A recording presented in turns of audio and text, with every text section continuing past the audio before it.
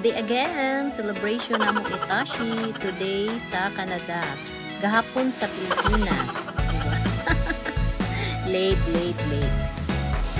Sa kabisi na mo nga rin sa Canada, sa trabaho na mo, wala namin tayo maghikay-hikay, magluto-luto sa balay.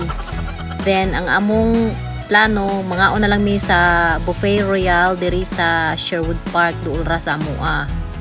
Nga na lang mi dire kay kanang wala na tayo magluto-luto sa balay. Kapoy na, busy na. If day off ta, ganahan na ta magligid-ligid, danaog salida or mula ang tagkadyot sa gawas. Ingon ana lang. Kapuyan jud ko anang mga hikay-hikay. Oy kay wa po ko'y talent anang luto. Then kasagaran po dire dili magkatakdo ang schedule kay mostly nagtrabaho. Nya maghikay ka dira nya. Tibok adlaw galuto ka nya naghuwat kanila nga kanus sila mo out nya. Ang uban mo out pag alas 6, alas 7, na alas 9, na closing, di ba? So, di dyan mo magkatapok tanan, lisod kaayo. So, kung kinsa lang ang available, kami lang nangadto. Mga 8 ramian ni dala sa mga friends ni Tashi og among kuan, kauban. Yung ani jud kasagaran mag-celebrate og mga labi nag-birthday, mga na lang jud sa gawas. Kay og ako'y pagbuton.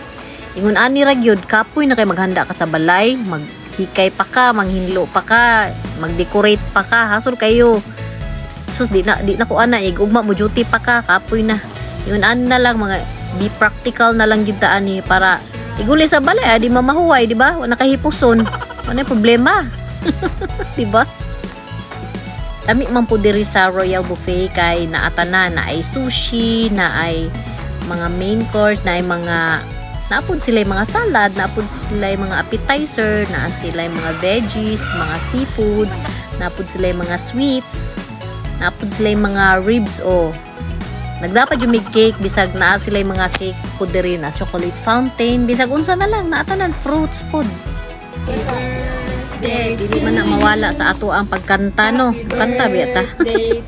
Basta ni mag-birthday. Sa diyang nagkanta namin, nag-oo na ang birthday girl. How old are you? Wish din to. Dali. Okay, mga unat siya. Yeah. So after og kaon, chika-chika na pod, relax gamay, din kaon na pod. Sulit kay no? Ikaw pa'y magpinoy. Bye! Amping tang tanan ka bisda.